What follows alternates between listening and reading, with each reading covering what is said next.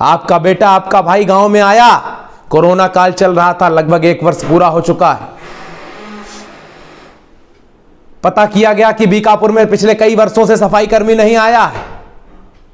तुरंत आपके बेटे ने डीपीआरओ महोदय को फोन लगाया और उनसे यह तत्काल जानकारी मांगी कि बीकापुर में सफाई कर्मी क्यों नहीं आ रहा है।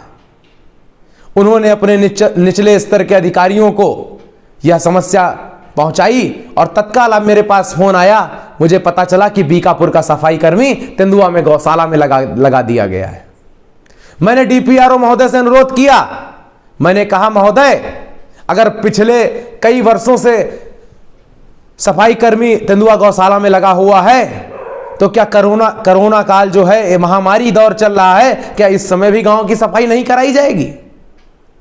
उन्होंने तत्काल उस सफाई कर्मी को तेंदुआ गौशाला से हटाकर बीकापुर में लगा दिया और मुझसे कहा, अरुणेन जी, अगर जरूरत हो मुझे बताइएगा, मैं आपको 1-2 दिन के लिए पूरे आसपास के सभी ग्राम सभाओं के सफाई कर्मी सब गांव की सफाई के लिए दूंगा। मैंने कहा जरूरत नहीं, जरूरत है। उन्होंने ग्राम सभा की, मेरे बीकापुर की ग्राम सभा की सफाई के लिए 14 सफाई कर्मी मुझे दिए। मैंने लगातार 2 दिन तक बीकापुर की सफाई कराई। उसमें भी कुछ लोगों को यह चीज नहीं ज्ञात होगी कि उसमें भी कुछ लोगों के अवांछनीय तत्वों के द्वारा अड़ंगा डाला गया। गरीब बस्तियों में सफाई करने से रोका गया। यह कहां क्या न्याय है? क्या उनके अंदर जान नहीं है? क्या उनके अंदर खून नहीं है?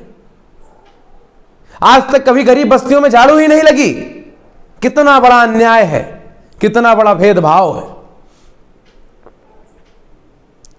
ऐसी दयनीय स्थिति को देखकर आत्मा में चुभन होती है, आत्मा में रोना आता है। इस तरीके की स्थिति को देखते हुए मैंने बीकापुर के चुनाव लड़ने का फैसला किया। मैं आप लोगों से अपील करना चाहता हूं कि बीकापुर की इस दयनीय स्थिति को बदलने का प्रयास कीजिए। अपने अपने स्तर से मेरे चुनाव को लड़ने का प्रयास कीजिए। जैसा कि आप देख रहे हैं, जो जरूरतमंद लोग हैं वो कॉलोनी नहीं पा रहे हैं, जिनके 4-4 घर बने हुए हैं वो कॉलोनी पा रहे हैं। अब सोचिए कहां क्या न्याय है?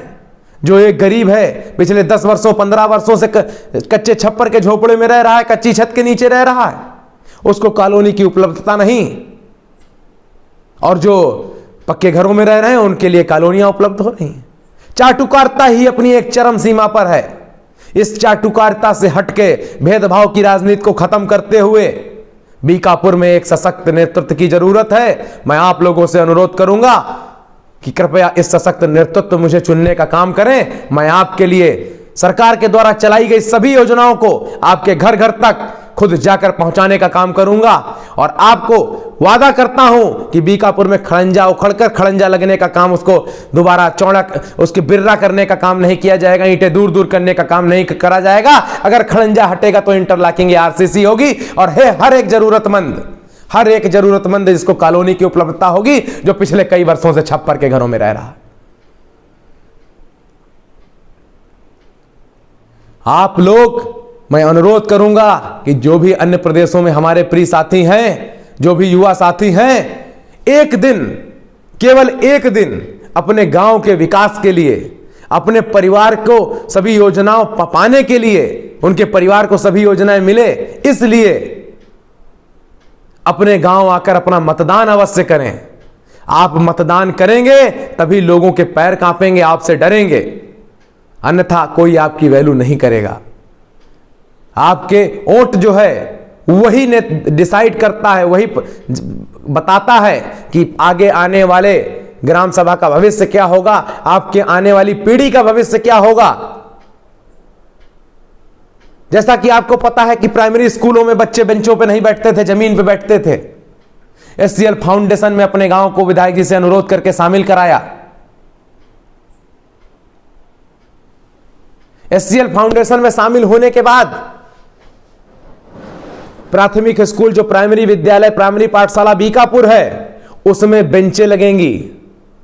जो बच्चे हमारे गरीब परिवारों के बच्चे हैं, बेंचों पे नहीं फट्टी पे बैठते हैं, वो बेंचों पे बैठेंगे और लैपटॉप और कंप्यूटर के माध्यम से पढ़ाई कराई जाएगी उनकी।